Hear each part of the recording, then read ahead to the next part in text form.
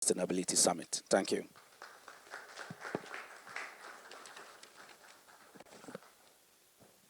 Thank you very much, Mr. Francis Doku. He's head of 3 Group. Please put your hands together for him one more time. I'd also like to invite one of our partners, Imani Africa, represented by the president himself, Mr. Franklin Kujo. Please put your hands together for him.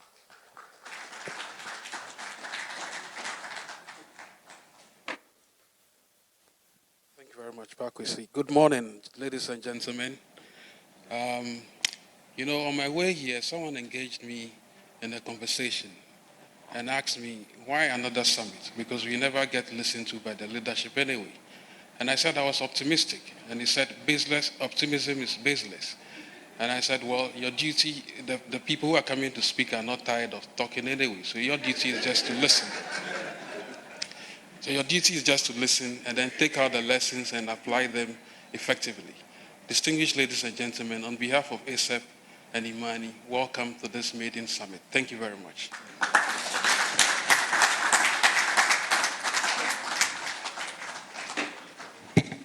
The shortest welcome in world history. Thank you, Franklin. Put your hands together for him one more time. All right, so we go straight into our very first presentation. Ladies and gentlemen, please join me. Welcome Professor Godfred Bokben with the University of Ghana Business School. Please put your hands together for him.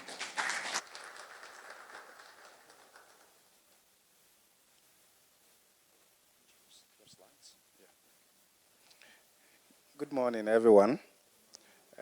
All protocol observed.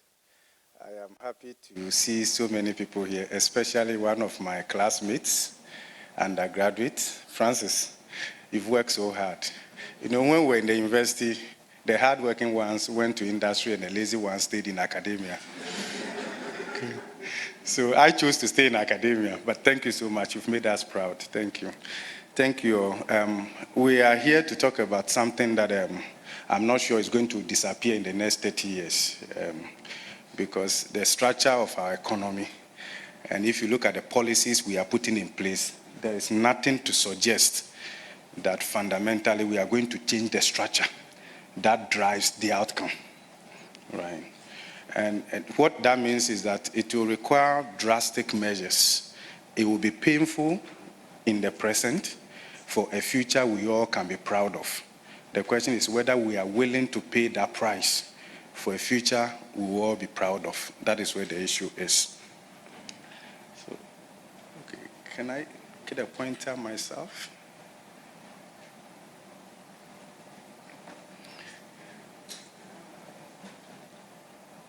Okay. All right, so my presentation is going to be very brief on the domestic debt exchange. We'll look at what the implications are especially and why we have to do this because on the 1st of July 2002, Ghana eventually made a call to the IMF, expectedly, and then the process ensured that unlike the previous IMF-supported programs that we have had, this one is a bit unique. And that is why we've had to go through some prior actions before the IMF board would approve the program for us. The recent one that we went through from April 3rd, 2015 to April 2019, even though Ghana's debt was classified as being high risk, we didn't have to restructure our debt because we still had market access. This time round, we've lost market access, practically from the international capital market and then also from the domestic markets. And therefore, there's the need for us to restructure our debts. I can skip this because all Ghana's problems, I summarized it in one slide.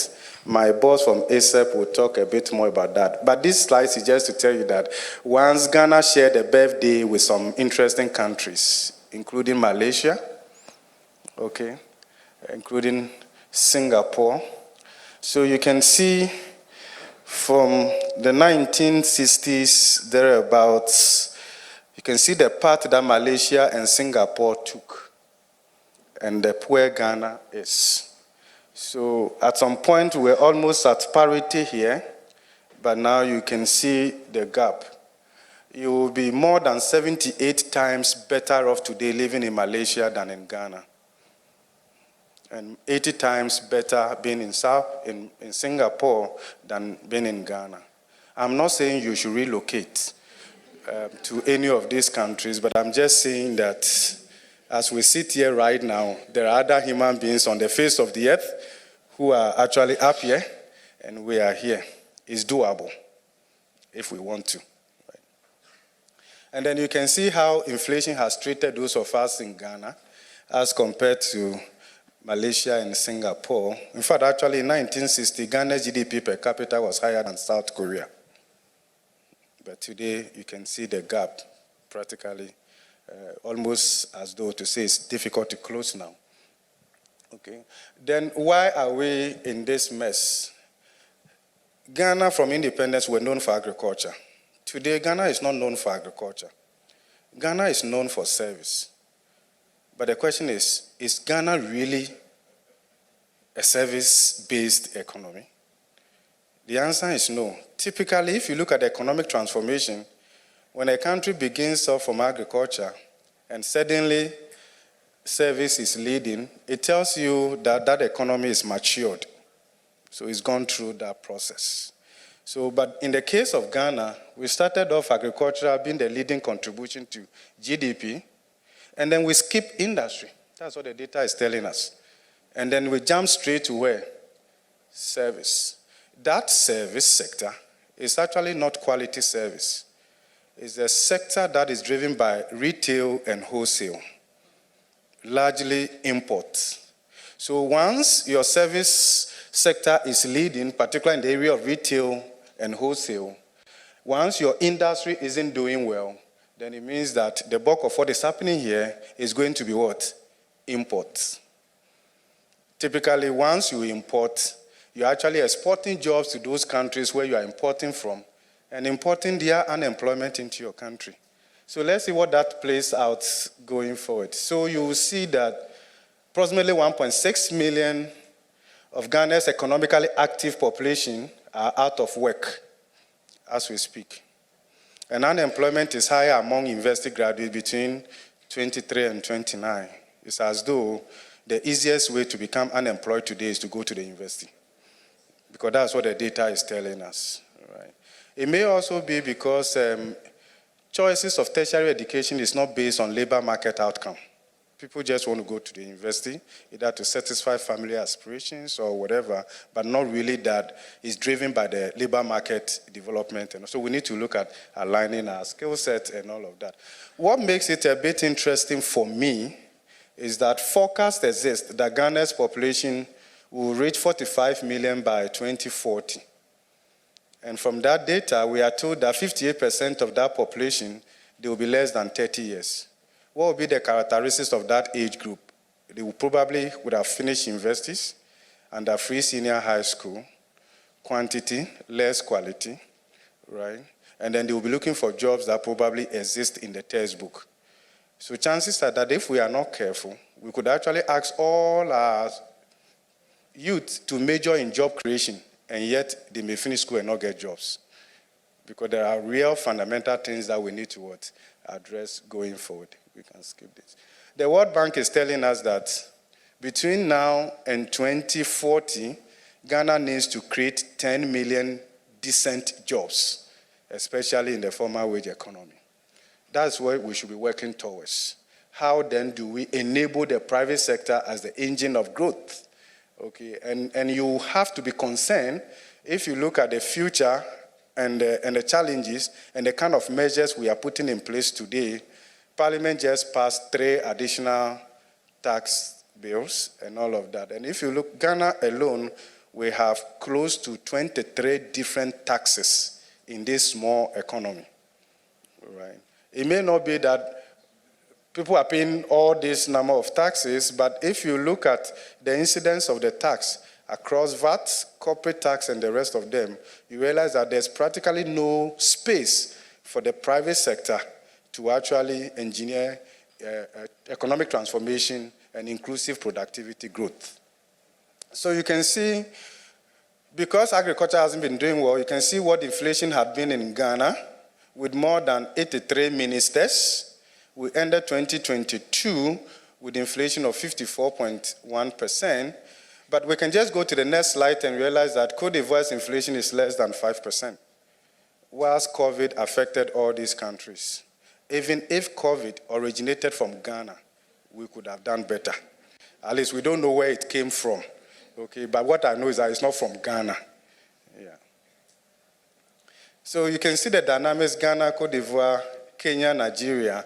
Even Nigeria's inflation is trending downwards below Ghana.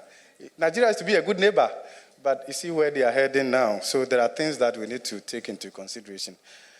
So then you can look at how Ghana majored on the minor. All right. So everything was blamed on COVID. But the data is telling us that these are the countries that actually qualify to weep more than Ukraine. In any case, Ukraine may even get 8 IMF-supported programs ahead of Ghana. Okay. So you can look at Tanzania, Cote d'Ivoire, Senegal, Mozambique, Angola, Ethiopia. Ghana is not in the top 8. And the reason is simple. We can find that in the next slide. In terms of our exposure from the IMF estimation to Russia, Ukraine, you have wheat. And Ghana is not a wheat-consuming country. All right. But Cote d'Ivoire and the rest of them, virtually every bread, whatever you find wheat. Rice, Ghana's rice is not from Cote d'Ivoire, it's not from Russia, it's not from Ukraine. You know the rice you eat, where they come from, right? Yeah, there's no bullet flying in those countries where our rice comes from. Maize is not from any of this. We can move on to the next one, okay? So what typifies the economic crisis? So if you pick interest payment on our debt alone as a percentage of our total revenue, 2022, more than 44%. If you add that to compensation of employees, approximately 40%, and then statutory transfers, these three line items alone is 116% of Ghana's total revenue. If Ghana were to be a private sector firm and it still continues in operation, we will say that it's a Ponzi scheme, right? Because you just cannot generate enough to sustain your business model. Forgive me for my words, okay? We in academia, we speak our mind if we had one of our own, so please forgive me. Right. So in our attempt to resolve that, growth would decelerate in 2023 to 2.8% per government forecast. It's simply because of the fiscal consolidation measures. It will impose immediate cost, and the sacrifice is growth, the sacrifice is employment. Okay. But the interesting thing is that, we can go back to the previous slide. The interesting thing is that whilst the current economic challenges is debt-induced, Ghana government's contribution to solving the debt problem is just 0.7% of GDP in terms of primary balance. If your primary balance is positive, then you have entered into what we call debt-reducing fiscal deficit. You can still record a fiscal deficit, and yet your debt-to-GDP ratio will come down. Right, so that is when your primary balance then is positive. Okay, but we'll soon see why this is not sufficient. So we can we can skip this. Okay, so government hopes to mobilize approximately 144 billion Ghana cedis from this economy in 2023 alone. If you compare this to the figure for 2022, in terms of revenue terms, it will go up by more than 40% from this same economy, and that means that is how much private sector and households are going to give up in order for government to repair its balance sheet. And we are told that is not enough. So let's go to the expenditure side. So you can see that government is mobilizing revenue consistent with the economic challenges. But from the expenditure side, we are spending as though we are in the harvest season. So you can see how expenditure has gone up to 205 billion cedis. Okay, part of that also, you can trace that to one expenditure item that is in the budget now that my boss will talk about from the energy sector indebtedness, which is very huge. So we can move on to the next one. Okay, I can skip this. In terms of the causes, the deficits, let's move on to the next one. You can see our revenue below 13% or just 13.1%. Our peers are doing between 18 and 20%. Ghana Revenue Authority's own strategic plan ending 2022 has revenue to GDP ratio target of 17.5%, except that is not what we are working with. Okay, but it's in there. What do we see here? So we see that we have a very small direct income tax-paying population of just a little above 2 million out of a labor force of approximately 14 million. So just some few people are actually paying direct income taxes, right? So to solve this, you don't introduce e-levy. To solve this, you don't increase VAT rate. To solve this, you broaden it and rope in other people. But we haven't done that. So in terms of the debt, in the last 10 years or so, you can see that the primary deficit, the difference between expenditure and revenue alone, has contributed more. But the other interesting thing is depreciation.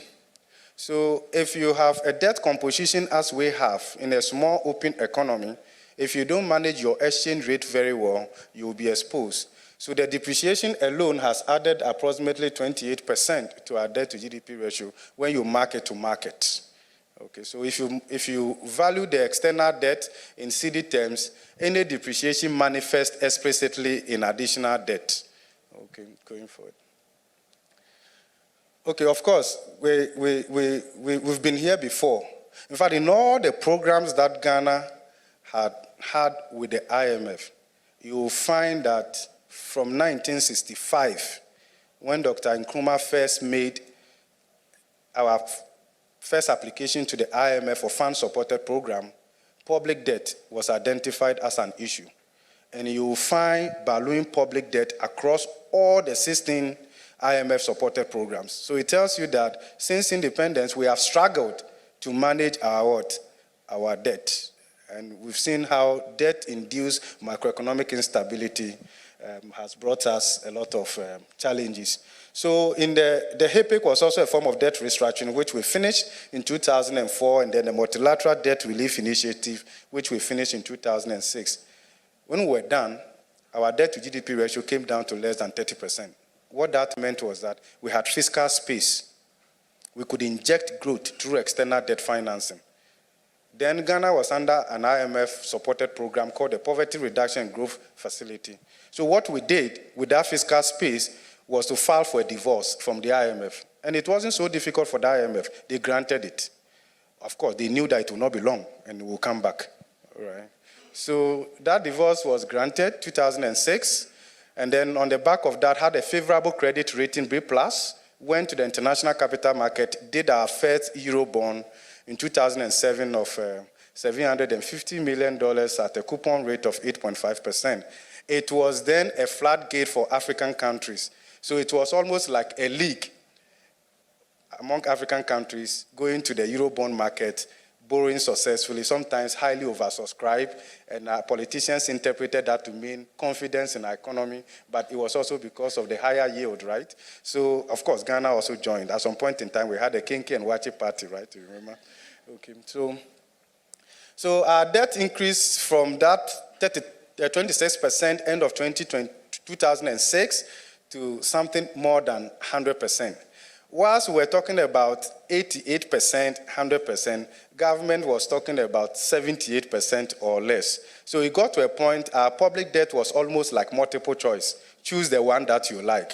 But thankfully, when the IMF came to town and they used their debt sustainability framework, there was greater clarity. So we were told that our debt to GDP ratio was actually 105%. Wow, we had borrowed in excess of the size of our economy. Let's clap for ourselves. I mean, it's right. So it's a lot of success borrowing, right? But of course, there's nothing wrong with borrowing, right?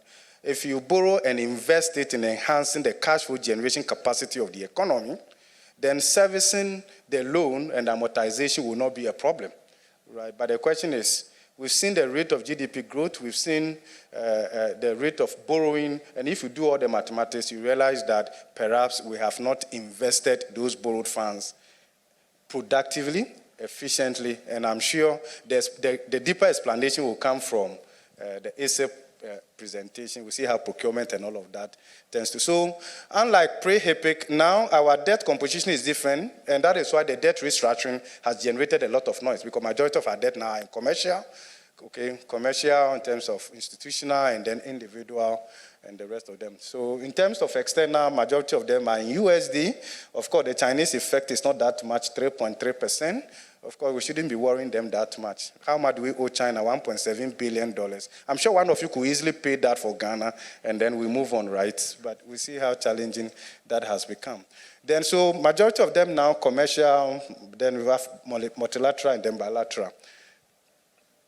So in terms of the external debt, you will see this. So assuming you were made a consultant to Ministry of Finance and you had to restructure Ghana's external debt, where will you focus? You see Eurobonds alone, more than $13 billion. You see China, 1.7 billion. You see others, 3.2, multilateral, 8.1 billion, right? But very soon we understand why China is important. We understand why bilateral and the rest are very important. Let's move on to the next one. We can skip this. Okay. So Ghana is trying to reach out to a destination we are all proud of, but debt is holding us back. 70% of all our domestic revenue just goes to debt and its servicing. It leaves very little space for growth-enhancing spending. So if you see this, something has to be done about it. We can move on. Okay, we can skip this. So the IMF debt sustainability concluded that our debt is unsustainable, and that meant that we needed to take steps to restructure our debt. Okay? And what does that supposed to mean? We can move on to the next one. So, Ministry of Finance eventually told us that in September, there about 2022, our debt to GDP ratio in present value terms, approximately 105%, and we needed to reduce this to 55% by 2028. Ghana is classified as a medium debt-carrying country per the IMF debt sustainability framework. So if you're a medium debt-carrying country, then your debt to GDP ratio in present value terms should not be more than 55%. Okay, and Ghana is above 100%. In fact, if you add the depreciation from October to December cumulatively, in terms of its impact on our public debt, and you add that to the cutoff date with the IMF debt sustainability, then our debt to GDP ratio in present value terms was around 112% of GDP. Okay, because the discount rate the IMF uses is not that high, it's just 5%. So the difference is not that much, okay? So how then do you decelerate from, let's say, 112% or 105% to 55%? And the target was to achieve this by 2028, okay? So there are two key indicators the IMF is focusing on. Present value of debt to GDP ratio should not be more than 55%. We are supposed to achieve this by 2028. And then the external debt servicing as a percentage of total revenue should not be more than 18%. Currently, it's more than 29%. Okay, so we need to bring this down.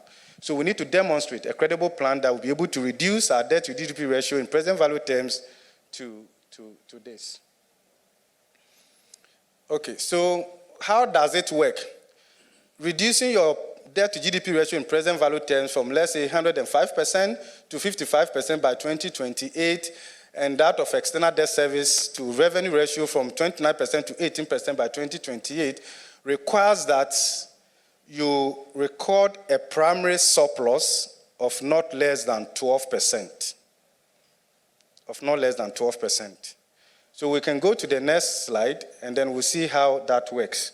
So assuming we even want to reduce it to, let's say, 70% from where, then we need to do a primary surplus of 9.4%. But if you look at Ghana's data, we need to do something in excess of 12%. Through fiscal adjustment alone, if we decide as a country that we want to reduce our debt to GDP ratio in present value terms to 55% by 2028, through fiscal adjustment alone, the level of taxes and expenditure cut, we cannot bear it. We cannot. It is from here that we conclude safely that debt restructuring is unavoidable. Because no country, practically in Africa, will be able to deliver a primary surplus of, let's say, even 7% or even 5%. No. Probably 1.5% or so we can work towards. But this is practically, it's as difficult as asking fish to climb a tree, right? We can move on to the next one. So, if you have that situation, then how do you bring your debt to GDP ratio down without burdening the system unnecessarily? So we have the triangle, in terms of the theory. So fiscal adjustment, okay, structural adjustment or reforms, and then debt restructuring.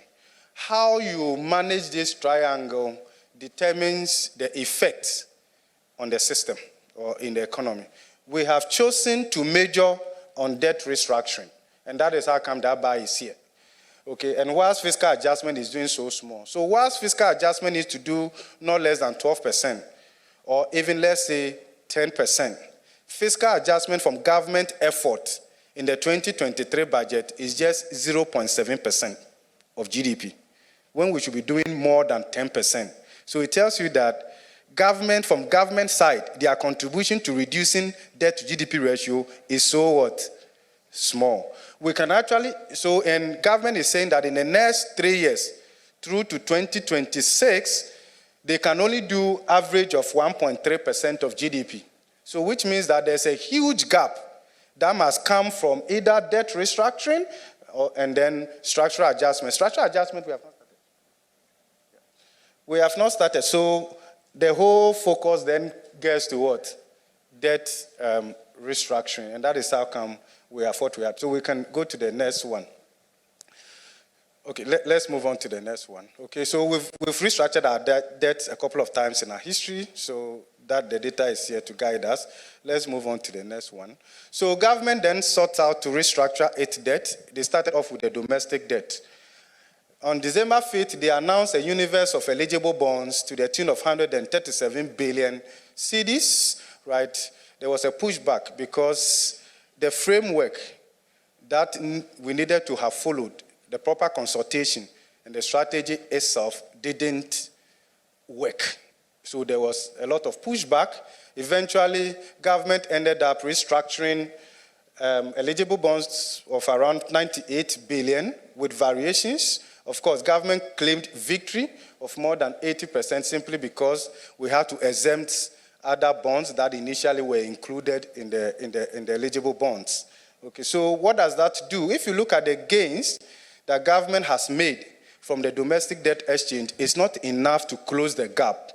And therefore, there will be the need for us to restructure our external debt, both external, commercial, external, bilateral. Of course, guess what? Whilst the IMF made debt restructuring a prior action, the IMF and the other multilateral says that their debt is not open for restructuring. Right? Keep that in mind. So we have to focus on the Euro bonds and the others. Now, even though the IMF program is practically ready, the fund, it will not be practical for them to approve it because the funding gap is so wide. Okay, so the funding gap in the 2023 budget alone is over $5 billion. And that is why, in addition to the domestic debt restructuring, there's a need for Ghana to secure assurance from our multilateral and bilateral partners that either they help us close the funding gap through debt relief or fresh funding. Okay. All right, so let's move on to the next. So you see that the original domestic debt exchange that was announced, if government had gotten its way through the system, government would have, the fiscal savings would have been around 117 billion cedis. If the banks had signed on to the original domestic debt exchange, the impairment losses on their books would have been more than 80%. Okay? Now, with the revisions and all of that, now we are talking about impairment losses in present value terms of around 30%, simply because Bank of Ghana, together with the Institute of Chartered Accountants Ghana, had to agree on a discount rate that is lower than the market discount rate that should have been used, consistent with the IFRS 9.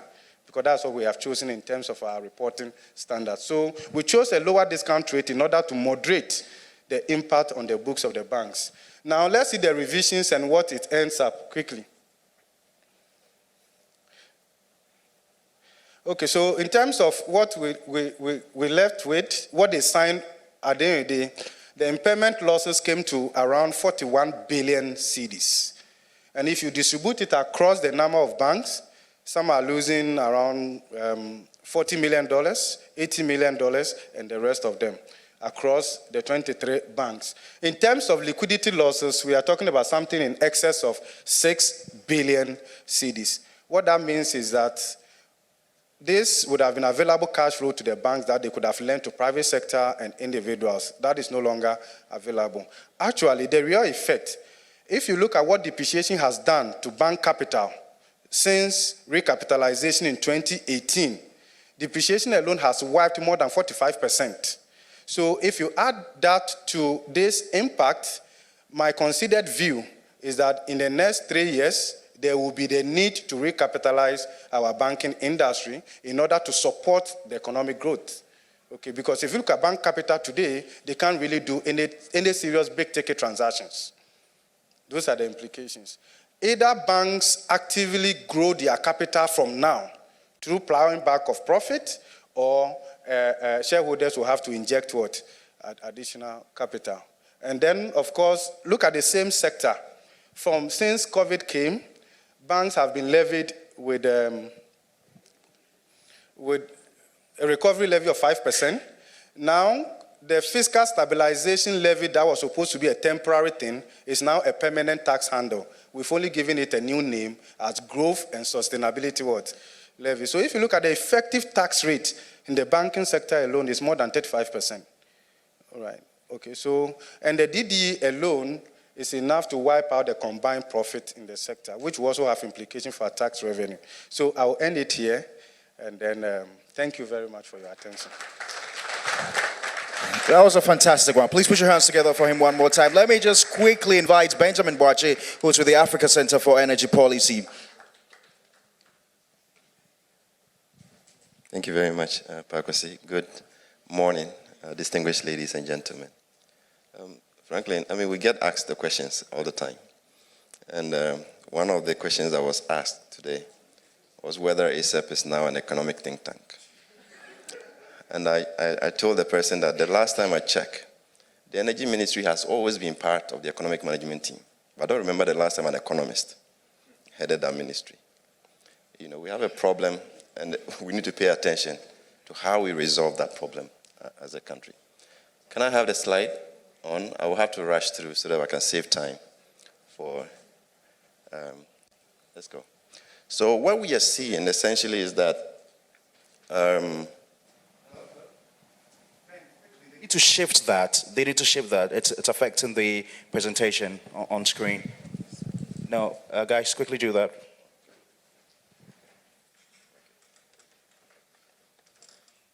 All right, thank you very much.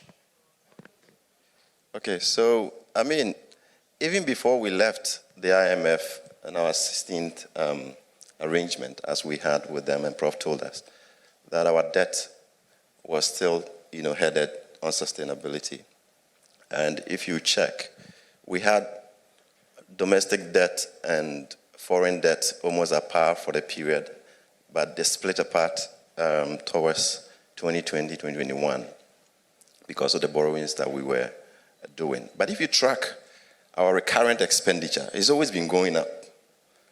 We keep spending more on consumption as a country. So that graph on that side shows how much we've been spending on recurrent. And around 2020, we went past, you know, our domestic revenue on just recurrent expenditure. And also, if you track our borrowings, we have almost stayed above the lower middle income average for borrowing from the capital market. If you check, it's only 2017 when we did not go to the capital market that we borrowed at a lower rate than the lower middle income average. And again, if you check our interest payment as a percentage of our total revenue, it's always been going up. It didn't happen in 2020. It's been a trajectory that we've been on for more than a decade as a country. Let's go on. So if you're borrowing at that higher interest rate, in itself may not be a problem.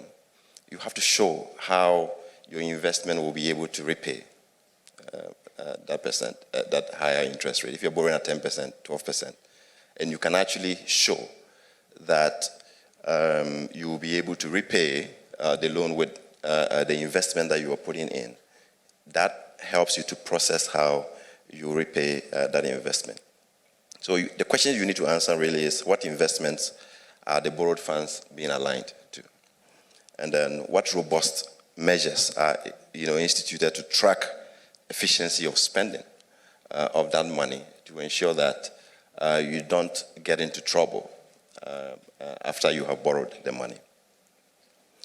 So we see this graph there shows how much we've been borrowing cumulatively and how much of the money actually goes into capital investment. And you see those graphs widening. We are borrowing, but less and less of the borrowed funds actually goes into capital investment. And these are the real problems that we have to address if we are to stop this cyclical debt situation that we do have. Because if you're borrowing at an higher interest rate, and much of that money is also going into consumption, then you have a real problem being able to service that debt. And then also the robust measures that you need an efficient procurement practices, efficient state institutions to actually manage the borrowed funds. And then minimizing the excesses that comes with those things and ensuring that the state institutions actually function well. There's transparency in tracking the impact of the borrowed funds. So when we check the drivers of government debt, we realize that there are issues that are germane for us to address and move away from that cyclical problem. And one of them is procurement. If you look at procurement, the graph you see there shows how much of our total expenditure goes into restricted tender and direct sole sourcing. 85% of all our procurement. And these are projects that are listed on the website of Procurement Authority. It actually doesn't include the big ticket procurement that never go through competitive tender. And you can mention the Kelnies, the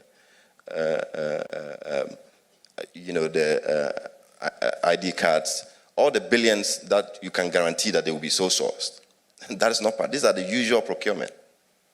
85% of our total spend is through restricted tender and direct negotiation. We cannot proceed to be able to repay our high interest debt by going through this kind of procurement. And also, if you interrogate, I indicated that we were spending less and less of our borrowed funds on capital expenditure. But if you check some of the inefficiencies that are embedded, even at the point of spending a little on capital investment, it's incredible. I mean, there's one particular contract that we saw, LNR, where the Ministry of Finance 2016 wanted to support ECG to procure meters. They got credit facility from the Dutch bank through China Export Bank to be able to procure the meters, $80 million loan. Because the Ministry of Finance wanted LNR to do the procurement at all costs, they told that bank to keep their money and they'll go and borrow at 7.5 instead of 2.95. So they want to borrow at a higher rate to keep the company. So these are the kind of procurement system that we do have, and it's actually serving the needs of politicians and not generating value for citizens. Let's go. And again, you check our procurement system, we check our budget system. We don't plan for emergencies. When they come, we spend, we find money to spend. And when COVID even struck, we had zero balance in our contingency fund, even though the Constitution says we shall have a contingency fund. It was never established. We didn't put money in. We also see here the actual revenue that we generate and our actual expenditure. The gap that we see, it keeps widening. All right, from 21% to 79 in 2020 and 52 in 2022. So we are actually spending far more than we generate And the fundamental question is that, is it sustainable to just focus on debt to GDP when your actual revenue, you are overspending it? You can't spend 52% more than your revenue and expect that some magic will happen with your debt to GDP. Because, I mean, the GDP calculation also has government spend at the plus side. And if you're not able to account for the corruption and the waste that we see in that calculation, how do you ensure that you'll be able to repay when the revenues are not matching your expenditures? Yes, and also some of the institutions are so inefficient.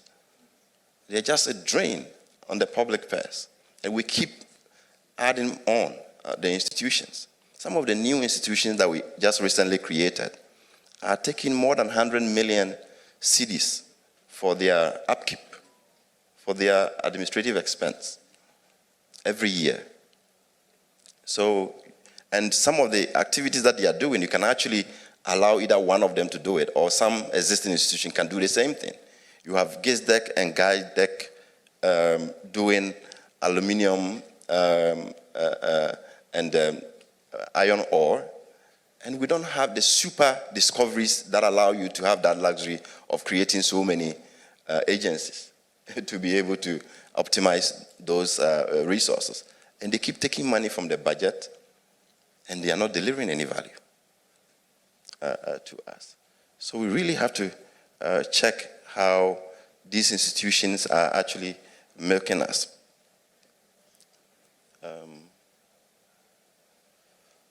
Okay, I think you can move on. And again, you check, after we have borrowed, we don't really have robust systems to be able to track what we do with the money. Parliament only approves. They don't have mechanisms to track how the borrowed funds actually perform. You have the audit service doing periodic performance audit on selected few of the project. And sometimes they do it 2-3 years after the projects have actually been delivered. So you don't really get anybody tracking how the borrowed funds actually generate returns for us to be able to repay those debt. So we also, put a spotlight on the energy sector, which is also a major trouble area for Ghana. And because if you check our exports, the energy and the extractive sector really mimics our GDP. So we have about 62% of our export revenue coming from gold and oil. So to be able to sustain your economy, you have to at least keep those sectors optimized, operating at a point where you know that at least the revenues that are coming from that sector will not decline. And that requires robust policy actions for you to be able to do that. Yes, for oil, I mean, we're seeing a decline, from 2019, that was about 70 million barrels a year. Now we are doing about 52 million barrels a year. So that is about 20 million decline. So the projections that we had that we're going to pay our debt with oil revenues is gone, right? The sector is declining, and it keeps going down. And that is because the things that we are supposed to do to sustain the growth is confronted by, policy actions that are actually not optimizing the sector. And the gas side, you see, we are spending so much money to try and import LNG into Ghana, and our own gas is being flared. All right? Between 2019 and 2022, we flared over $395 million of gas. And all the energies of government has been to ensure that we import LNG into Ghana, whilst our domestic gas is flared. We are not optimizing that. We are not engaging the partners to be able to do that. And today we are being told that we have to do load shedding because one gas processing plant has gone down. But we could have done the investment or attracted the investment to be able to process the gas that we are flaring every year. Okay, let's go. Yes, so if you look at the 2023 budget, after the IMF asked us to now account for the energy sector payments that we're doing, because we're always paying the under-recoveries of the energy sector, but it was never finding its way in the budget. So this is how much government projects to spend for the under-recoveries in the power sector. And that's about 97 billion Ghana cedis by 2026. And I don't think we should continue to watch the energy sector consume this much money. Well, we are not doing even 5% of that in building social infrastructure. So we really need to be able to do that. Look at the projections, what we're going to spend in the social sector: agriculture, fisheries, education, and gender and health. 7 billion, 10 billion, 13 billion, 16 billion. But we are willing to spend more than 26 billion a year on the energy sector under recoveries. And we are fine to project that kind of expenditure in our country. Meanwhile, power is business. We just have to allow the right people to do the business. But the politicians will not let go, because that's where they also milk. All right? It's not sustainable. These are drivers that we really have to check to be sure that we are not unnecessarily burdening the people, because the people have to pay for it. 2021, they just took a Eurobond that they borrowed at 8%. It sat in the bank for 1 whole year, paying interest, and then they took that money to go and pay IPPs for power people have consumed. All right? So we really have to pay attention to that and address those things. We keep, producing the documents, ESRP, and I'm sorry for the DPs, development partner. They keep helping us to develop policies, and after they have paid all the cost, we throw in the dustbin and do our own thing. We had the ESRP, Energy Sector Reforms Program, which was supported by the World Bank, USAID. And the document is not properly being implemented. We have set up a high-level panel to ensure that we can reduce the debt in the power sector. But the debt has rather been going up, because the core actions that are supposed to be taken cannot even be controlled by the high panel that manages the ESRP. So we're still paying more and more in the sector. And again, we are diverting some of the streams that ordinarily would come into the budget to prop our fiscal situation. We recently had GMPC acquiring 7% interest in Jubilee and 10%. And that 7%, as we speak today, is hiding in Cayman Islands. That's where GMPC has found home. So Ghana's laws are now not enough to control our own resources. We go and set up in Cayman Islands and operate that interest from Cayman Islands. All right. Some of the revenues, that were part of our projections, for which we borrowed so much, have now been given to different entities. MIF is now handling our royalties, gold royalty, but it was all part of our revenue. And now MIF is sitting on billions of cedis, and the budget is struggling. All right? And that is the kind of system we are actually creating. And you ask whether people really care how we move out of the problems that we're in. Okay. So we really need to address these problems for us to be able to be sustainable as a country. We need to fix the procurement system.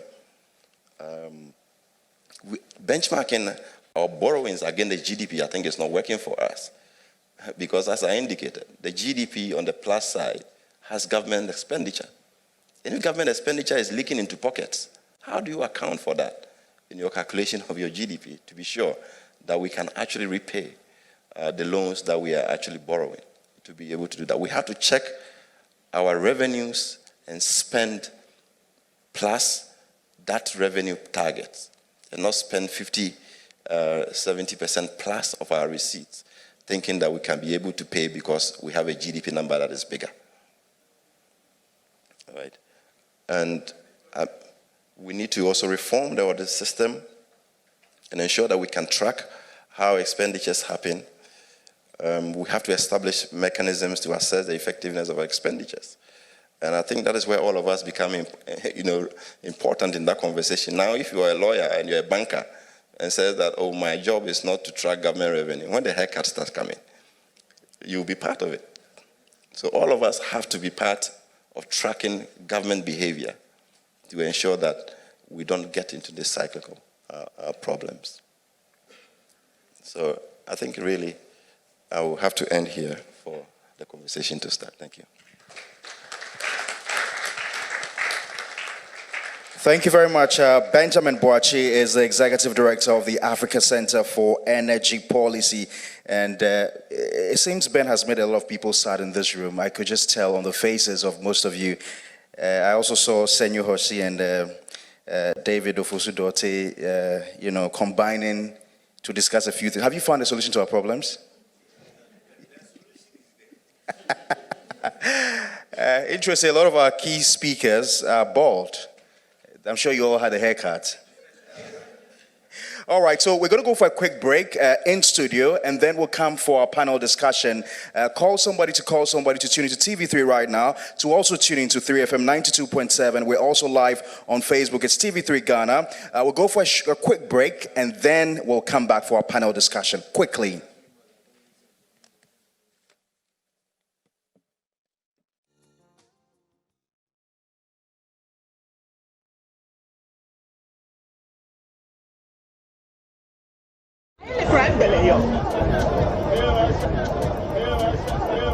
Life is simple.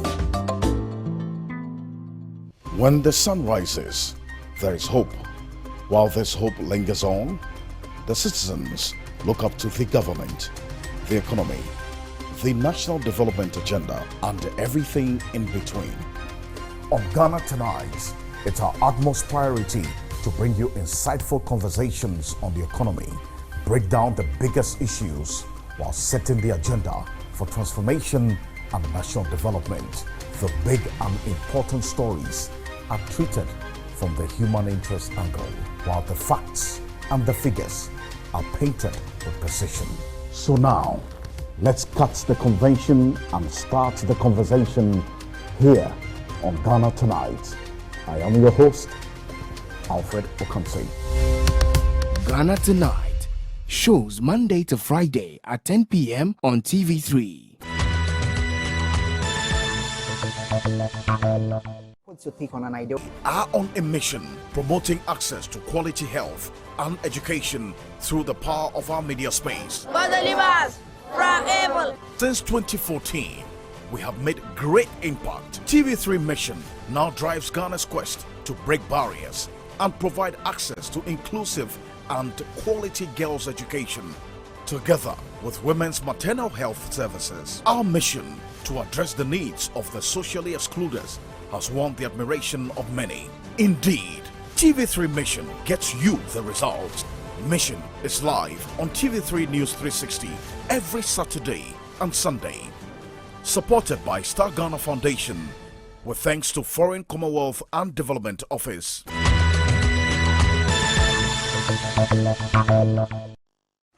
When it comes to the world of sports, what does complete mean to you? When my team scores at the end of a 30-plus passing sequence, just like Pep Guardiola style. When someone beats the buzzer with a shot from the logo, like Steph Curry. Dominating opponents and punching my waist to a knockout, like Africa's greatest boxer, Azuma Nelson. Running so fast I can afford to celebrate midway through a 100-meter race and smash the world record like Usain Bolt. Hold up, what makes all of these sports complete is the screen. This is where you get access to all the extensive highlights, analysis, and insights. So do join us every Sunday at 6 p.m. live on 3FM 92.7 as we serve you the best sports buffet and most satisfying in the sports world. The 3 Sports team will come together to review, preview, and analyze the latest in the sports world here on Sports Ultras.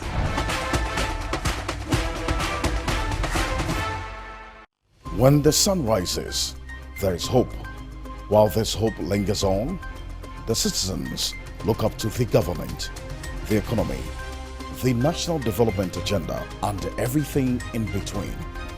On Ghana Tonight, it's our utmost priority to bring you insightful conversations on the economy, break down the biggest issues while setting the agenda for transformation and national development.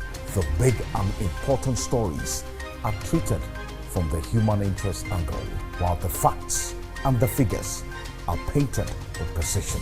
So now, let's cut the convention and start the conversation here on Ghana Tonight. I am your host, Alfred Okamsi. Ghana Tonight shows Monday to Friday at 10 p.m. on TV3.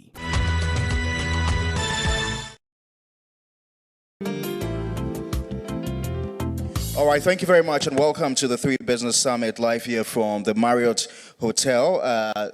Gone by is a presentation by our two presenters, Benjamin Boachi of the Africa Center for Energy Policy, as well as Professor Bokbin, who's with the University of Ghana Business School. Ladies and gentlemen, join me welcome our panelists. David Ofosu-Dorte is a senior partner of AB and David Africa, a Pan-Africa business law firm with offices in 5 countries and a network of firms in a total of 24 African countries. His experience cuts across construction projects, project finance, the power sector, and public-private partnerships. He's also played lead advisory role in numerous infrastructure transactions and has been described as highly regarded and a highly esteemed figure for his diverse commercial practice as well as his experience in finance matters. Ladies and gentlemen, please put your hands together for David. Mr. Senyo Hossi is a finance and economic policy analyst. He's also a former chief executive officer of the Ghana Chamber of Bulk Oil Distributors. He has management experience across varying industries, including downstream petroleum, industry advocacy, public policy development, finance, logistics, and commodity trading. He holds an MBA in finance and an MA in economic policy management from the University of Ghana. He's been very instrumental in the development and implementation of major policies in the Ghanaian energy sector, notably the deregulation of the downstream petroleum sector. Ladies and gentlemen, Senyo Hossi, please put your hands together for him. Doris Ahiati is a co-founder and chief executive officer of Crescendo Consult Limited, a financial advisory, executive coaching and consulting firm. Prior to her role, she was a country director of ACCA Global, a leading global professional accountancy body, and vice president at Ghana's premier investment bank, Data Bank, where she led financial advisory and corporate finance transactions, macroeconomic and equity research, and founded the group's pensions business, which is currently worth over 1 billion cedis. Ladies and gentlemen, Doris Ahiati. Later, we'll try and also establish base with a lecturer at the University of Ghana Business Economics Department, Dr. Priscilla Chumesi, who is all the way in the United Kingdom. I'll start off with you, Senyo. You've had the presentations, you saw them walk you through. What are your initial remarks? I think they are very reflective of our economic situation. There's a little note on what my floor mate said. Where's Prof. Bokbin?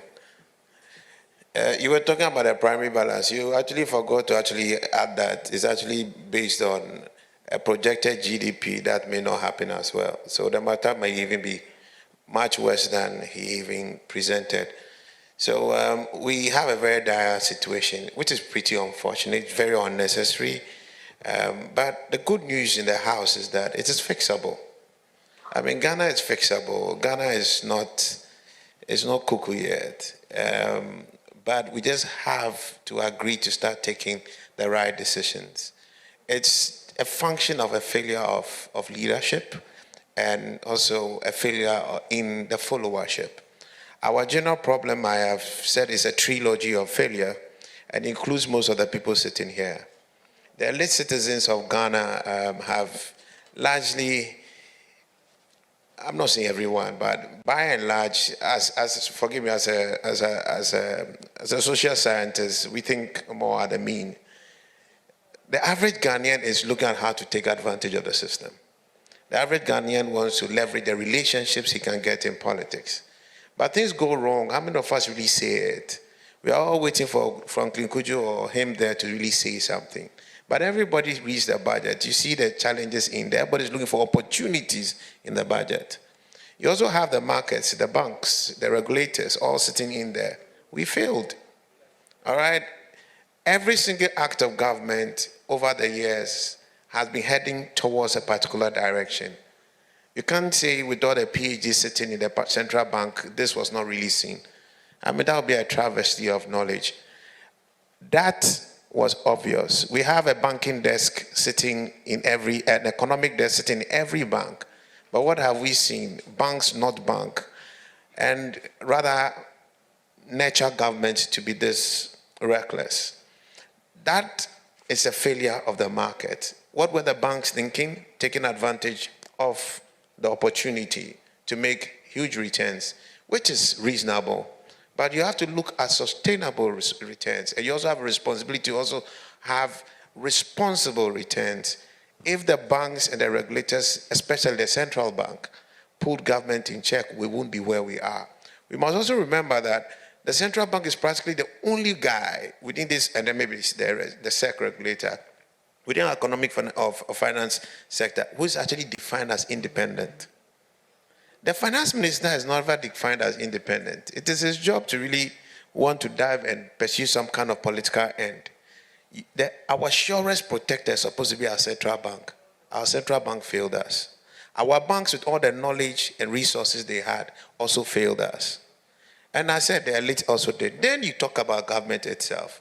That's the last stage of this entire trilogy of failure. And I deliberately didn't call them out last.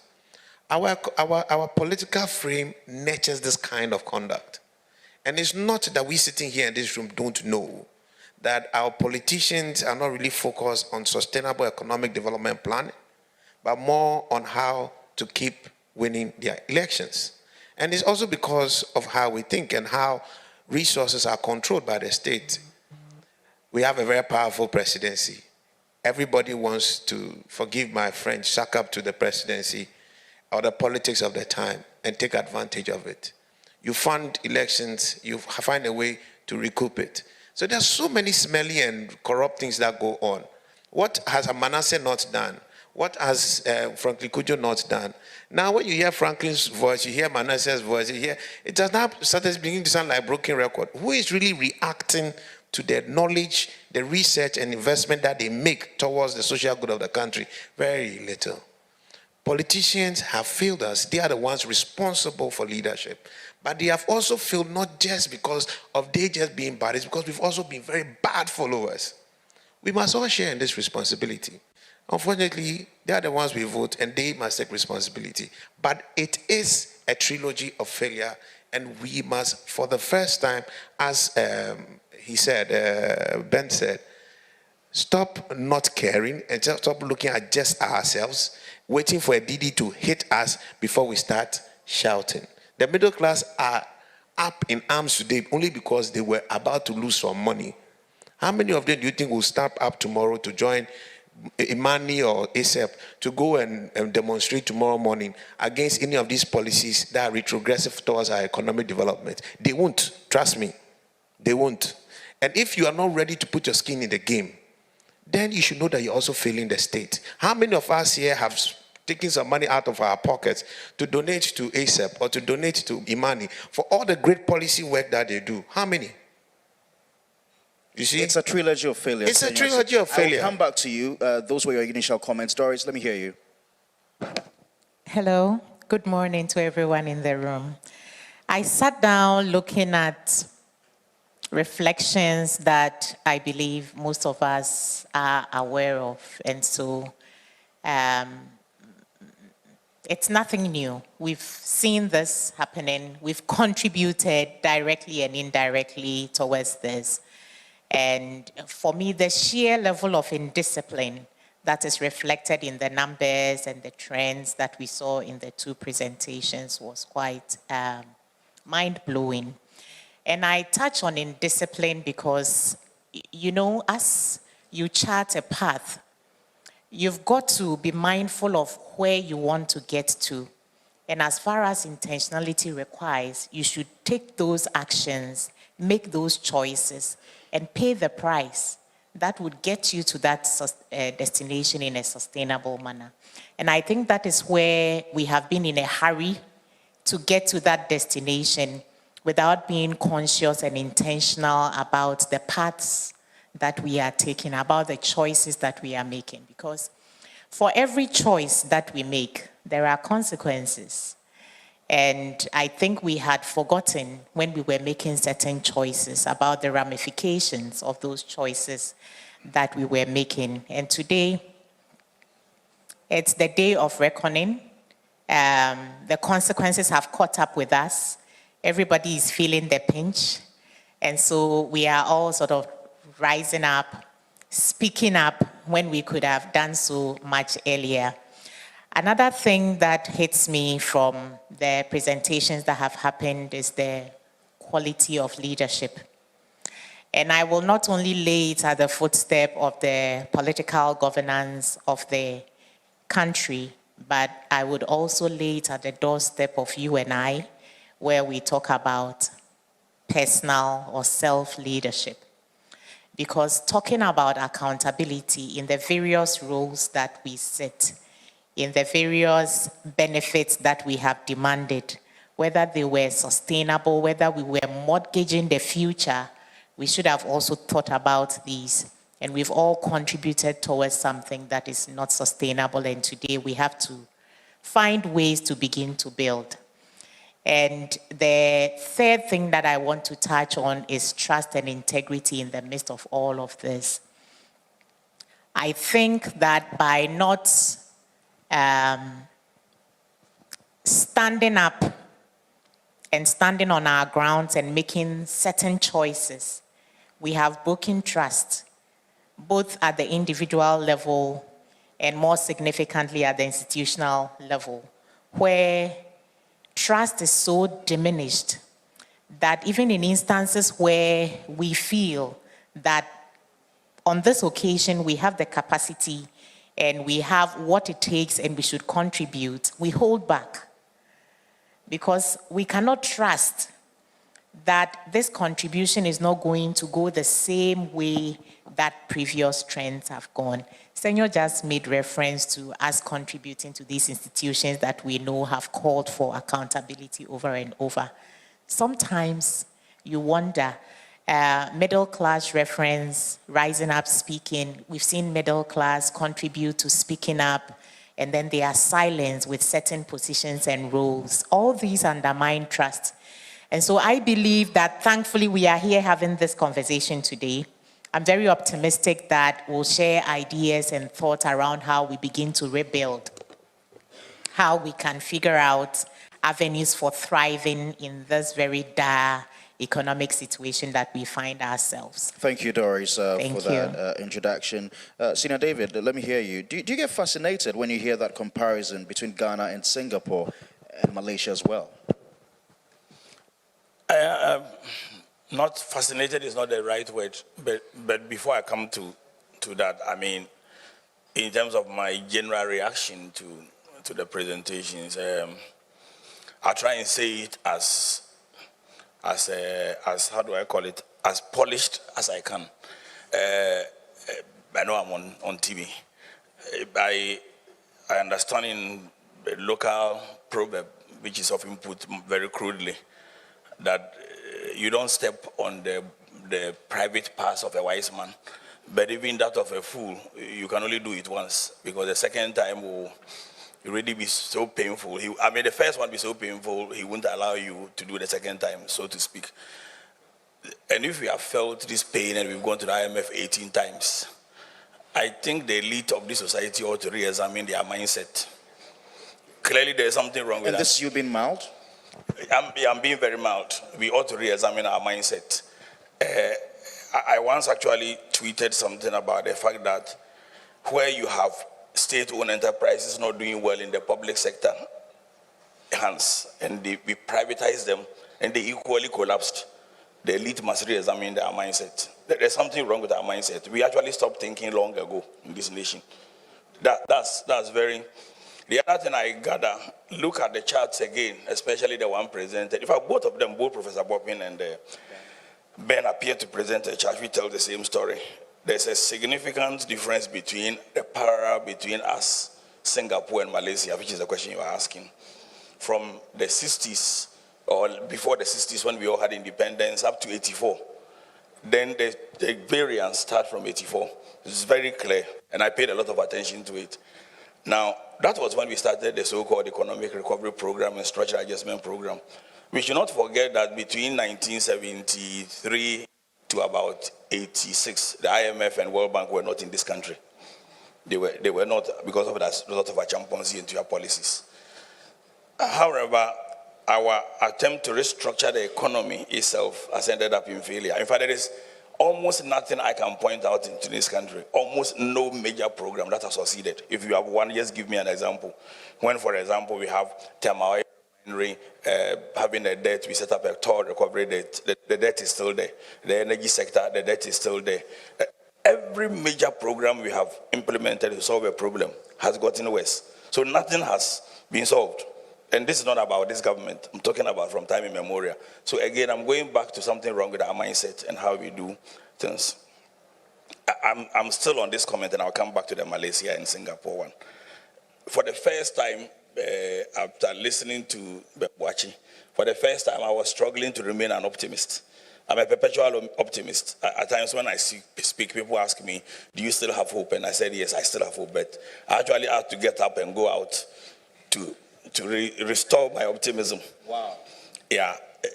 What hit me about his presentation is the extent to which we continue digging ourselves into holes, even when we are in a deeper hole.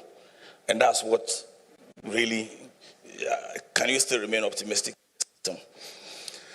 Now, there are certain things which are very basic, and I've had the privilege of being in the office of the Malaysian Prime Minister once.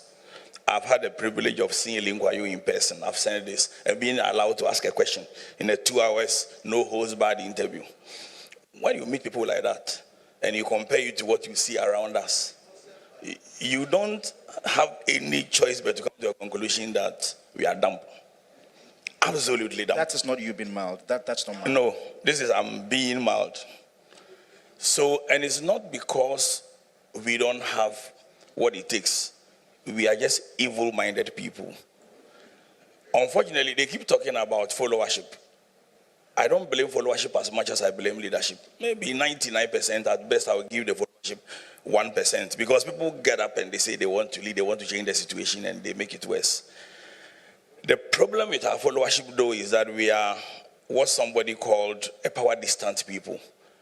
We are okay to allow others to be powerful and for us to be less powerful. That's how we are. So you will see that unless it goes to the point where the elite are feeling the pinch of a debt exchange, they don't get up. But increasingly, people are talking, and I like what both Ben and I think Franklin Kujo said, because I get asked that question all the time. Why do you keep talking? And I said, what else can I do? Apart from that, nothing else I can do.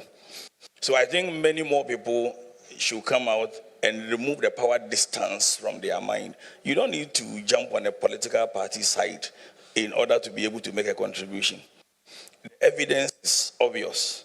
Now, here, unless we understand what is really, really wrong, it's not with the IMF. It's not going to the IMF, which is very wrong.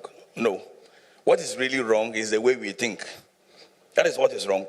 And for me, everything is mindset. And what I'm going to say may perhaps unsettle you a bit. I have a problem with a topic that deals with debt sustainability, right? The very idea that a society can decide that they want to sustain debt is a big problem for me. It's a very big problem for me. That we get up, 30 million people, that's what we want to do, sustain debt. So we get instructed, and this is 18 times, we get instructed that to sustain your debt, you need to maintain 55%. And that 55% is based on GDP. And that GDP includes the overspending that you have been overspending. That's the fact. I've said several times that we should stop measuring GDP because it doesn't help us. Once you benchmark your GDP to debt, what you are saying is that you are going to borrow more. So you are sustaining debt. You are not creating wealth. You are not thinking about how to make people less poor and rich. So in sum, and I will land on this, if you look at the taxes, you will realize that, and someone was reminding me of what I said during the Constitution Day, it is as if the state has decided that the private people have no right to have money. That's what it is. And go over and over from all the levies, all the way from toll recovery levy, etc. Anytime the state thinks we are getting money, they must come for it. They go and spend. So they find nice ways of coming for that money. I have messed up toll, I want to recover, you pay. I have messed up the power sector, I want you to pay. There is COVID, ESLA, we come and pay. So what it is that if you talk about the 40% additional impairment at the banks, this will reflect throughout the society. Essentially, the small margin we have, we should still give more. It's as if you don't have a right to have a net. You can't create wealth in a society where you constantly go and wipe away the margin that the people are creating. So we have not started thinking. That's the problem. We've not started thinking. It's 34 minutes past 11. You're watching the 3Business Summit. We're live from the Marriott Hotel. We're streaming live on Facebook, live on 3FM 92.7, also live on TV3. You've got to call a friend to tune into TV3 right now, because we've got Senor Hosi, we've got Doris Ahiat, we've also got Mr. David Ufosudote, who is with AB and David. We're discussing the solutions, because I really want us to look at the solutions. Ben and Prof. Bokpin have told us about the problems. I need us to move the discussion forward into looking at solutions. I've got this long text message from one of our seasoned bankers. I don't think I need to mention his name. He says, we must be concerned about the impact of the domestic debt exchange program on private, domestically controlled banks. The foreign-owned banks will certainly get support from their parent banks and abroad, and will continue to handle the big-ticket, juicy transactions in Ghana. But what can privately local banks do? They are not to blame for the macro problems. Government is to blame for that. Let's remember that the local banks are the ones that support SMEs and individuals, so they play strategic roles. The World Bank is making some offers for all banks, but these are in dollars and will have to be repaid. So the issue of locally controlled banks and how government can support them to thrive after the DDEP needs critical attention. Such support must be long-term and insidious. There was also a question that Franklin Kujo wanted me to ask, and I think I'll ask Senor. Doris, you can also take a bite of it. It says, why don't we have an optimal tax regime? We take taxes on things that we want to spend on. For starters, I think today Ghanaians should consider me very vindicated. Prof. Bokpin was here, and he said that we are not thinking. He also said that he's an academic, and academics also freely let out their thoughts. And my big brother, one of the finest thinkers in Ghana, get that clear, is undisputed, has also said we are not thinking. So those who are holding it against me, that I went to Legon to tell the academics, in freeing freely sharing my thoughts, that they were not thinking. Today, we all know we are not thinking. That matter is today settled. Now let's move on. An optimal tax regime. Frankly, how do you want that to look like? You see, what is optimal? It becomes a matter of subjectivity. It becomes a matter of policy. Who drives policy? The policy makers, the policy actors are the ones who drive policy. Of course, the policy makers ultimately are the government and its institutions. The policy actors are every single person here who demands an action of government, like yourself and most of us sitting here.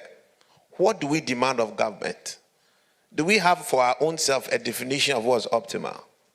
Our politicians are not thinking. It's no debate, because they don't even have space to think. Have you visited a minister before? The people who are lining up, when will this man get the chance to even think?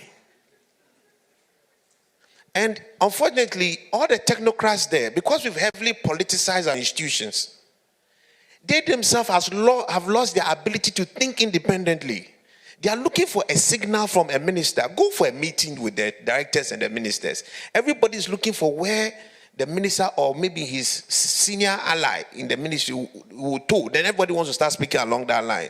As if they can't think for themselves. So if the one who you are looking for guidance is not thinking, and you were supposed to think to support him, is waiting for his thought, what thinking will you get? So what is optimal? What is optimal? In Scandinavia, optimal is different. In America, optimal is different. But you cannot perpetually be taxing our way out of problems which never get solved. We create a vicious cycle. You are right about the third debt recovery levy. It's one of the most amazing levies in this country. It started, we had about 400 million cedis. I mean, way back then, maybe, I don't know, what that would be like, and we kept paying. The only debt that grows when you even pay down more is the third debt recovery levy. Then the ESLA, which I proudly let everybody know I'm the architect of. Yeah, but this was not a plan. Where are we? We can't finish paying because we are politicking and everyone sitting here is dancing along. This man will shout small and he's just good for one news. Then next time Obi Nim will do something and it becomes more important. Respectfully, when I see the followers of Shatawale versus the followers of Bernard Avle or the followers of Franklin Kujo, I know we have a problem. I'm telling you, we have a problem. The problem we have, we deserve it. Make no mistake about it. And I don't agree with my big brother about the followership. Who has been voting these people? Let one of us get up and say, look, at the end this MPP NDC, when they were increasing SOEs from 86 to 177, what were you doing? A lot of us were looking for who can give employment for somebody. The elite Ghanaian, who is privileged to know the people, was looking for employment. And me, I suffer that every day. Oh, they've opened this thing. GMPC is taking people. I hear that Bank of Ghana, you know people. That's what those who have access are looking for. Are they asking whether it's even wise for that place to be even employing? No. So what do you expect a politician to do? Please, David, revise this your thinking. The followers are Ghana's biggest problem. Because it's from the followership that our leadership comes. If the nonsense going up there is nonsense enough, the voting will change. Has the voting changed? Please. Who is asking the NDC what their alternative on the revenue bill is? Is anybody asking the question? Have they shown you any, apart from saying that you can't hold me responsible? Who is questioning MPP that when you went to do Kumiprekum, at that time, today, how come you are coming here? Who is, if today I said let's go on demonstration, who will follow? When the pensioners were looking for picketing, how many people were picketing at the place? How many pensioners did we have? These were our fathers who, they were even saying that during the DD, look, this is the thinking of the Ghanaian. DD, that as for them, they are old people. So as for the young people, they can pay, they can suffer the DDE. But they shouldn't suffer anything. Our parents forgot about their children. You have forgotten that. What do you think the politician is doing? He's not cutting his expenditure. He has forgotten about the people who put him there. He wants to still live large. There's no part of our budget, there's no reform. I'm not seeing this post-COVID anything showing any sense of responsibility. And we are largely quiet. When we started the DDE and I was shouting, pam, pam, yeah, funds. I'm telling you, the day I say let's go do demonstration, I'll be alone. Everybody is scared of being victimized. Because that's the first call I get from everybody who calls me. The people will come after you. The people will come after you. So you're already thinking that people will come after you. So you are not moving. You have become immobilized. So what do you expect the people to do? All something right. For you. All right. Please, there's nothing optimal. The optimal problem is us. That's the problem. Doris, the optimal problem is us. Right, Senor. Doris, I hear David talking about losing hope. There's so much despondency among the youth. Today we're seeing a lot of people traveling outside the country in search for greener pastures. Where is this hope going to come from? I mean, I've heard a lot of talk about constitutional review. I've heard people suggest solutions on the way forward. Franklin here is talking about why not have an optimal tax regime. Now, there's so much of solutions out there. Who will trigger the implementation of these solutions? Because the politicians are not listening. Yeah. Thank you very much. So I think this is where the private sector comes in.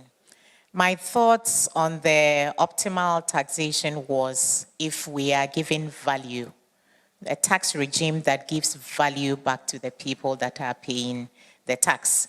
And if you look at the numbers that have been presented to us, we have a trend where we are not taking responsible actions in the direction of the expenditure trend of our government. And so, however much we might try to realize through revenue mobilization, institution of additional taxes, I believe that it's all just going down a very deep black hole. And it takes you and I, so that's why I wanted to take it from leadership and also take it from self-leadership.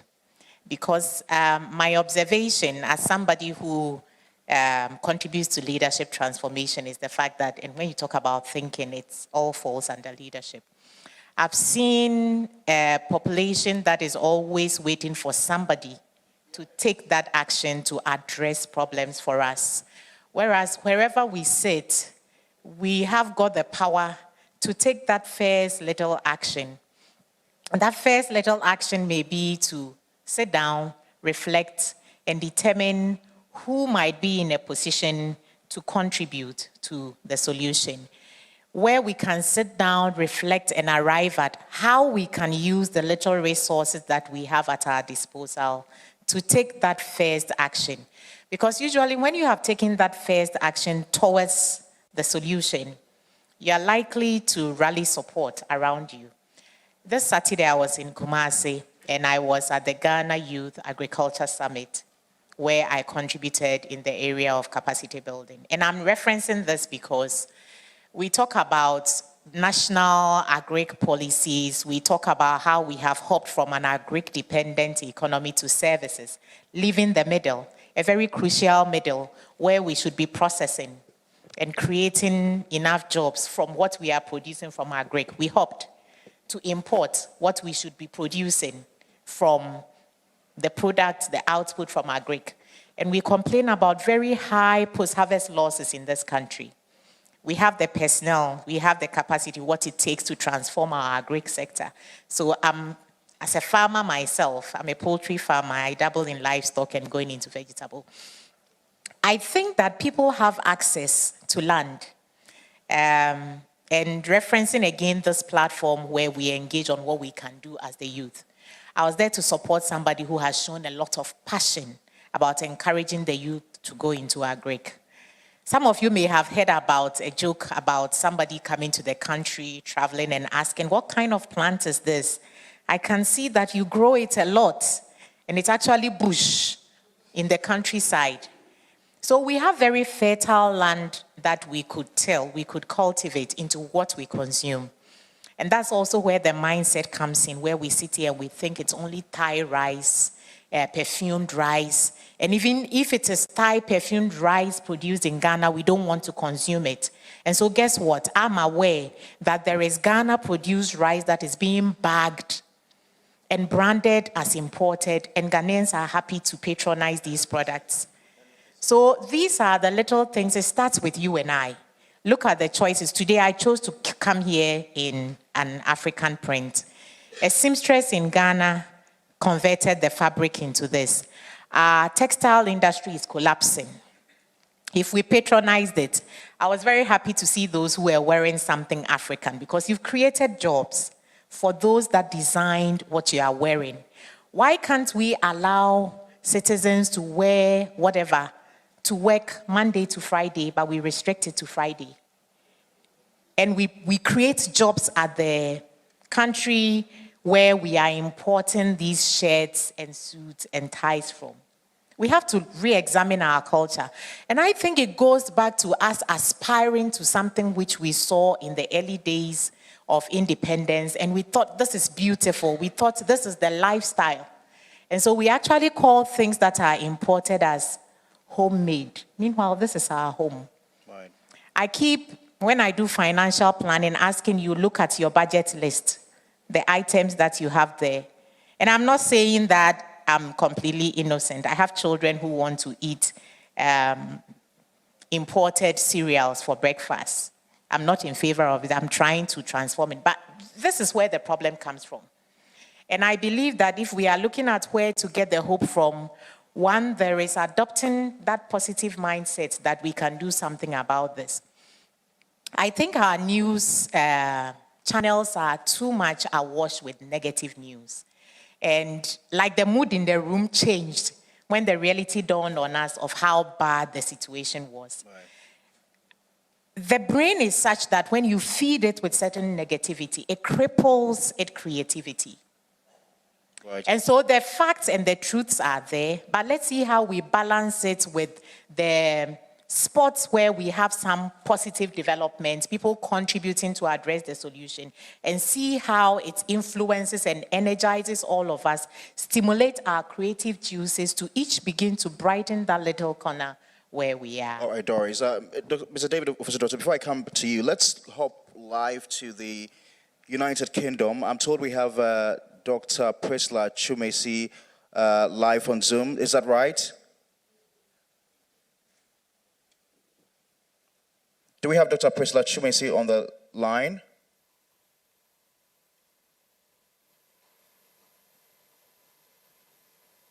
Hello? All right, David, let me hear you. So where is the solution going to come from? Well, I think it includes what we are doing. And I want to go back to Senyor's point, and we should be very careful about blaming the people for the mistakes of leaders. And I want to just take an example from what Doris just said. The shoe I'm wearing is made in Ghana. I've worn Israeli made in Ghana shoes for about the past 15, 20 years. But if you want those who make shoes in Ghana to have volumes, then the police boots, for example, should be made in Ghana. But if you elect somebody to go into politics and is more interested in giving the procurement process to somebody who imports the boots from China, then he wouldn't create jobs. So I'll talk to you after this. There is a program I'm working on to boost wear in Ghana. I'm very Pan-African, so I'm more about wear in Africa than. But it doesn't matter how much wear in Africa or wear in Ghana you promote.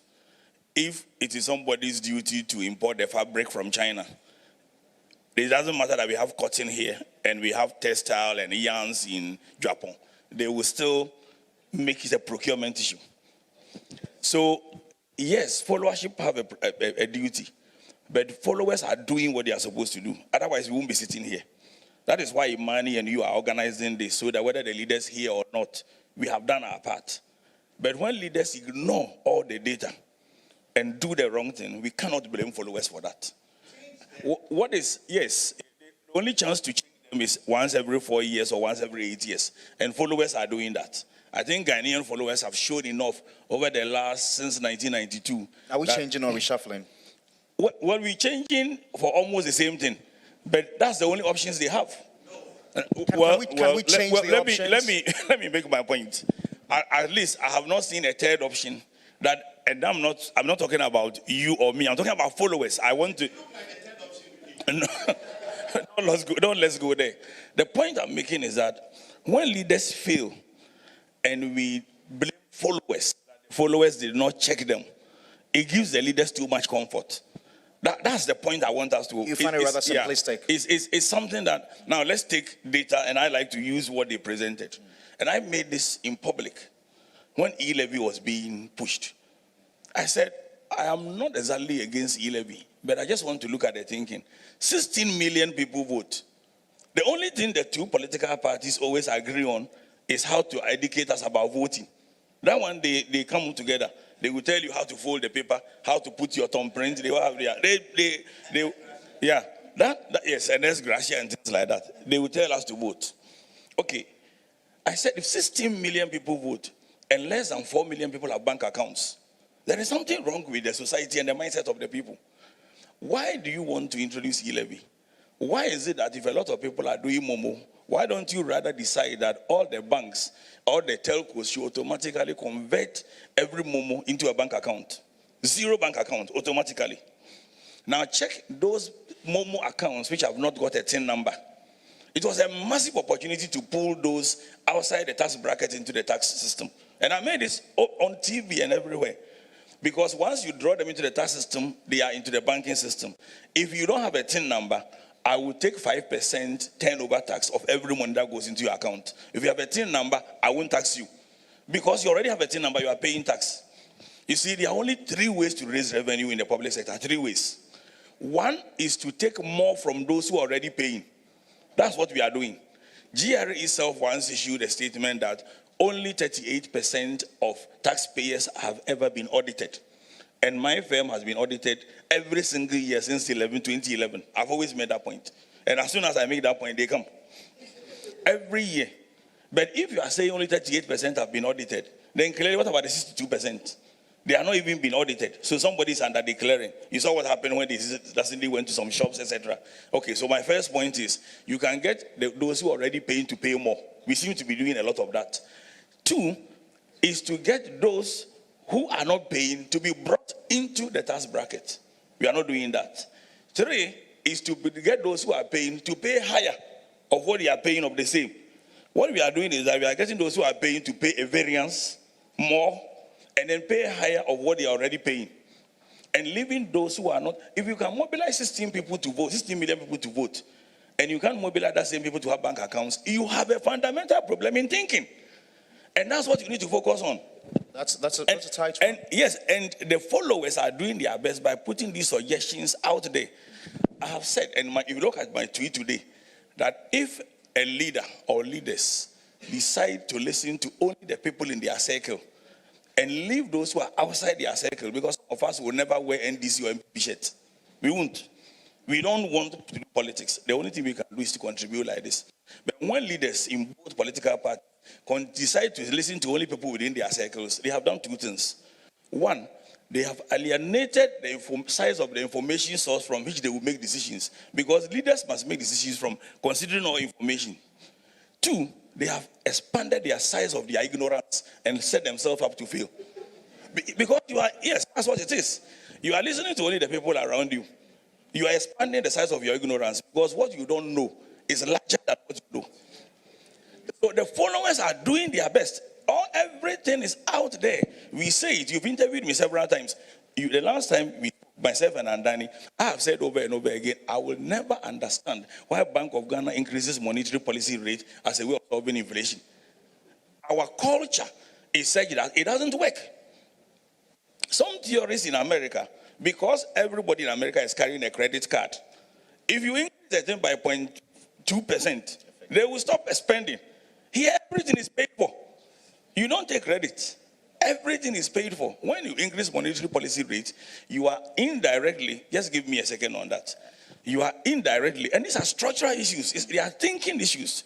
You are indirectly withdrawing from the business sector the ability to produce. As soon as more money chases that, a few things, inflation will go up. It's worse. And now I'm happy the the treasury bill is coming down. I want it to come down as low as possible. Because what we were doing is simply saying I can fold my arms, give my money to government, and every month I go and collect over 30%. Who is producing? That's why inflation is being caused. And we solve it with something designed for America. Let me conclude on this. I have said the economic theory we use to solve our problems is just like an Apampemu store at Butumejebu adopting Goldman Sachs strategy to implement a strategy. That's exactly what we have done. Store. Interesting there.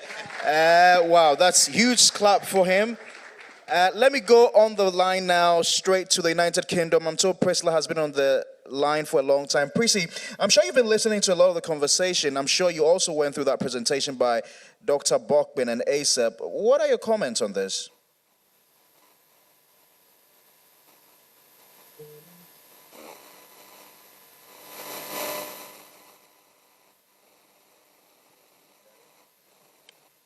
What's happening to the Zoom connection? Yes, Priscilla. No, we can't hear you. What's happening to her sound? I think you're on mute, Priscilla.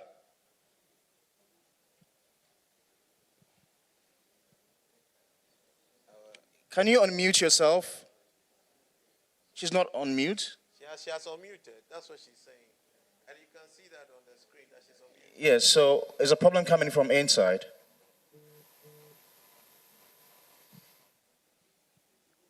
Okay, let's move on. There's a song. First time fool is not a fool. Second time fool is not a fool. Third time fool is a fool. How can you be voting 7 or 8 times and you keep doing the same thing and same thing and same thing? And you are saying that you yourself, you are not a fool. My brother, forget. Look, we have options. Either we look for the right leadership, or we take on the leadership and force them to reform. And that needs social activism, not English. You understand? Not English. This man spends time, he thinks, he writes. You don't fund him one person. If they do a short code, you won't give him anything. Gather people, you want everything, but you want to give nothing. Change, repent, Jesus is coming. Yes, that's the first line. When you repent and you want good leadership, at least now we are beginning to realize the impact of leadership on our everyday life. We are so distant from leadership that it's just a matter of news in the morning. And okay, if I get this, already I was already suffering before the people came. As long as the suffering doesn't increase, no while if it increases, we are all suffering. Till one day they put a hand in your pocket, DDE, they came into your pocket. Then now you wake up and you are shouting. Please, the followers are a problem in Ghana. In the beginning, I used to believe what he was saying. But I realized that no, we can't keep doing the same thing. It's the same kind of, the NDC people who are coming next are likely the same people you are seeing. The MPP people who are going to come again, you have seen them already. So it's two things. Either you look for somebody else and change the way you are choosing your leaders, or you change your leaders by social action. What about the structure of our governance system? Because whichever new person we're bringing is also part of the system. No. You see, to be fair, let me make this one note before I come to this answer. When things are not going right, you take action. When the politicians see that 1, 2, 3, you're on the streets, 1, 2, 3, you are hard at them, and you are not doing NDC, MPP politics over common sense, at that point, their attitude will change. Politicians react to the culture and the temperature of the citizenry. Make no mistake. They feel it. But when they know they can run with something, they run. The DD, if we didn't react, do you think they would have changed it? What are you talking about? If you act, they were feeling the heat. They realized that this thing could be wrapped into something else. So they were afraid of the social consequences of the action and the kind of reaction that they had from the private sector. But that was their DD. If that is happening every day, it's happening over corruption. It's all happening over everything these people write. It's happening, you funding them to make sure they give you better information so that you know how to act. Do you think our politicians will continue like this? Everybody wants power, so they'll start behaving. Culture is defined by what you reward and what you punish. We don't punish our politicians for anything. We wait for 8 years. You will die before one of the 8 years will come. You understand? Anyway, you asked me some question. What was that? I asked about the governance structure. Governance structure. The governance structure is a problem. But this same structure can be a force of good. And that's where his leadership matter comes. I don't believe in the kind of governance structure, not because the structure is inherently bad, but I think that the culture of the Ghanaian is not fit for this structure. This structure needs somebody with good values and a good heart to really transform a country. This is the kind of power a Lee Kuan Yew will use and transform an economy. A Kagame will use to transform an economy. This is the kind of power. A power that gives you permeating authority almost through every single system. And that means that it will reflect your culture, your heart, and your value system. What's the value system of the Ghanaian? What is the type that we have in our leaders that we give the power to? That is the only reason why I believe our system, our governance system has changed, and we desperately need a constitutional review. Because we have entrusted men who want elected themselves to really lead and serve us, and they only serve largely themselves. I'm going to ask our audience there's some reform, there's some recommendations that were made. Right. For our kind of governance, you have to dissipate, you have to spread power. So not one person can do just anything. When you do small, no, you are exposed. So our institutions, which is supposed to be the bedrock for most of our policy implementation, we can't continue to have a president appoint everybody like that. A board that is fully dominated by politicians.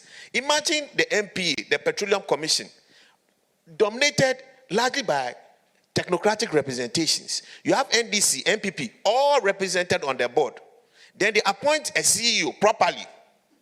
Everybody comes to compete for it properly. It is easier for CSOs to really take on and make sure systems are predictable. Here, the petroleum sector is not growing because there's policy inconsistency. There's a lot of political and policy arbitrariness. So for people to invest, you take ENI, you take all of them, for them to keep putting money, they'll struggle. And then even though petrol prices even went up, we were able to optimize it.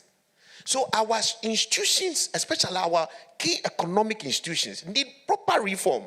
Reforms that take partisan politics significantly out, or you neutralize partisan politics partly in.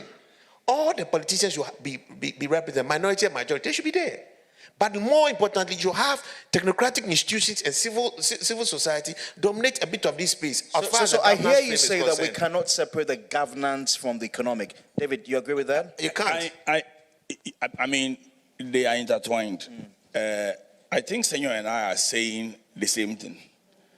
The point is that in the period that leaders are doing the wrong thing, so followers can make activism.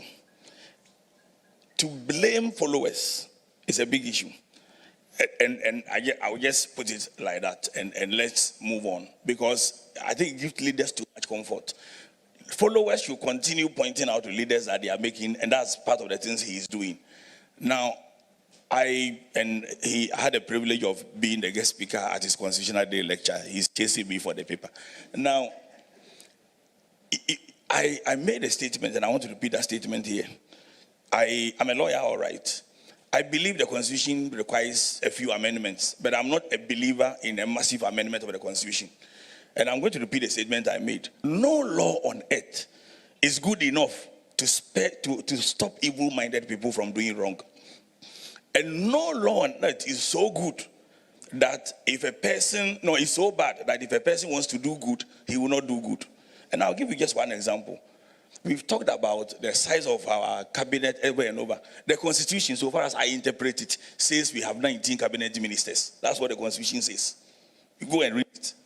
But we distinguish cabinet from ministers, and we create 80, 50, 60, 126. When a person wants to do what he wants to do, he will go around the law. So what you need is a situation where we draw people's attention continuously, including the activism. But when we rush to amend the Constitution, it takes so long, and in the meantime, things are going bad, and the politicians are waiting, okay, amend the Constitution, let us be our turn. Look, I get asked several times, every time, why are you not going to politics? And I said I won't. The reason is very simple. I have told you, in the current context of the mindset we have, it is easier for an evil-minded person to win an election than for an honest person to win an assembly seat. That's the nature of our society. Said that? Yes. You said that? Yes. And you repeat it? I have tweeted it before. It's far easier for somebody who wants to corrupt the system to win an election than for an honest man to win an assembly seat. I am told we're running out